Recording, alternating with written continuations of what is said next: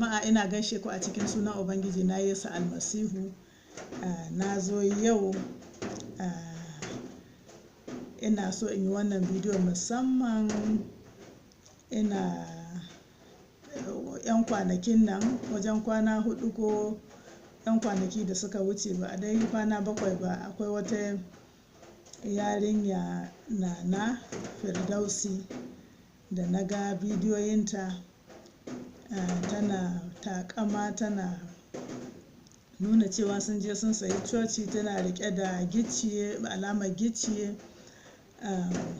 tana cewa sun sayi coci za su maida masallaci, za su maida wurin dandalin abubuwan yauwa. Mun dai san wannan, mun dai santa duka bidiyoyin nan an ga gansu. Coci ne muna son mu maida shi santa da za a dinga koyar da yara ƙanana ilimin addinin musulunci. Okay, so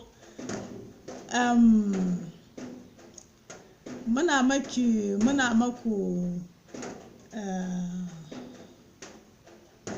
congratulation ko barka da sayan cocika.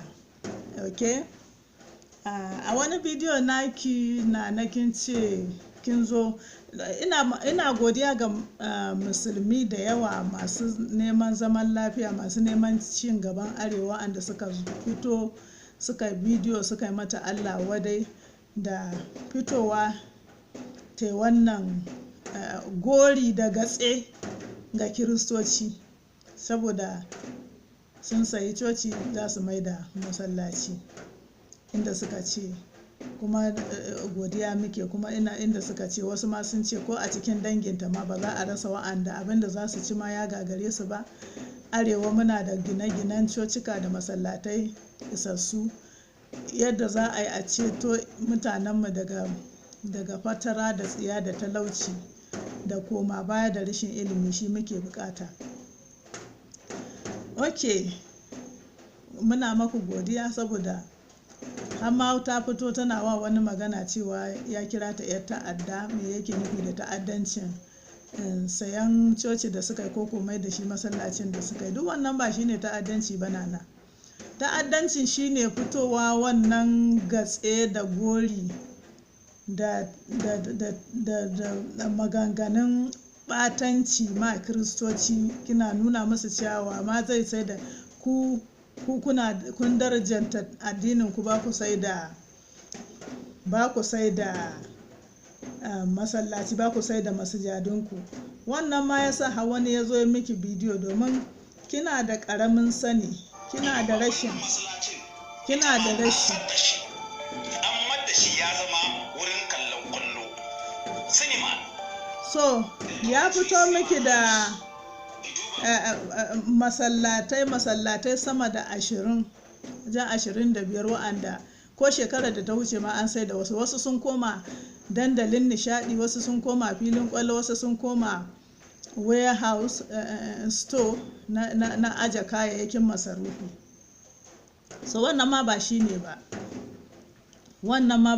ba.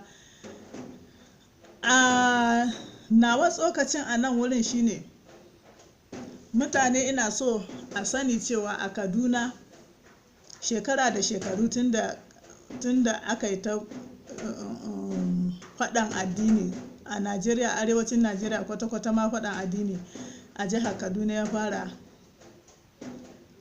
shekaru tun 87, 84, 85, 87 da aka fara wa'azin ta'addanci, da musulmai suka fara wa'azin ta'addanci a Najeriya, a Kaduna, ya haifar da aka zo akai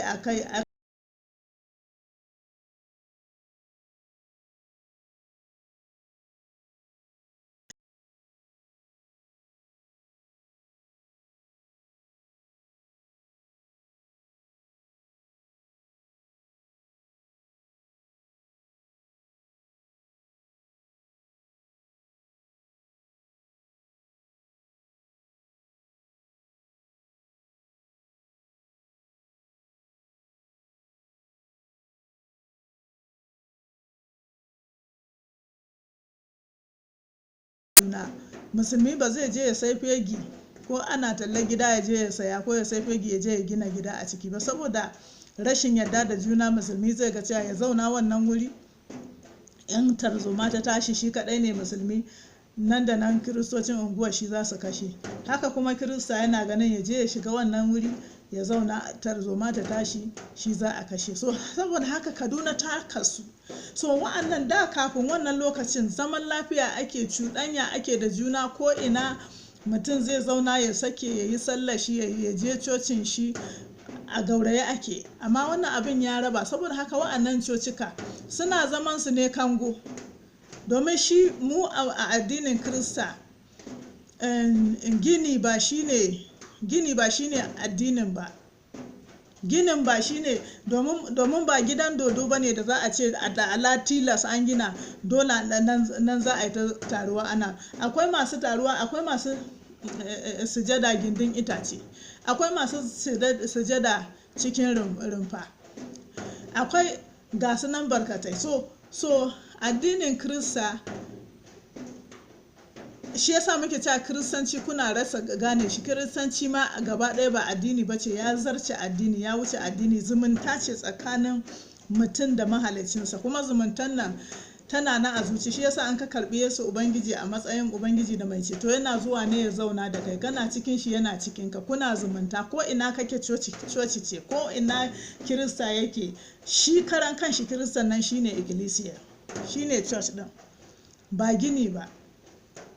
Shine church din, ba gini ba. So saboda haka Nana, kin yi kokari kun sai church miliyan 15, kun tafi kuma na ga wani bidiyon za ku sai wata miliyan 60 kuna nema a taimaka muku. Da Allah, musulmin arewa da musulmin duniya, ku tattaro kudin nan miliyan 60 ku ba Nana a samu a sai wannan church. Mu ma kiristoci kudin nan su shigo mana, muna da hidimar da za mu yi da su. Domin ba amfanin ikkilisiya inda an gina ta yau a wannan kewaye gaba daya duka masallata ne, ba wani kirista da zai je shekara da shekaru. Gara ku saya, mu anshi kudin mu je mu yi harkar bishara da kudin wani gefa. To zancen kenan. So gorin sai da church, gorin sayan church, shi yasa kika zama 'yar ta'adda. Kuma wa'anda suka fi ki sani yanzu sun zo tonan silili, sun zo suna fito miki da masallatai da su ma aka sayar. So Nana, ina so ki san cewa Kirista baya gasa da musulmi. Addinin Kirista bai gasa da kowa, ba addinin gasa bane.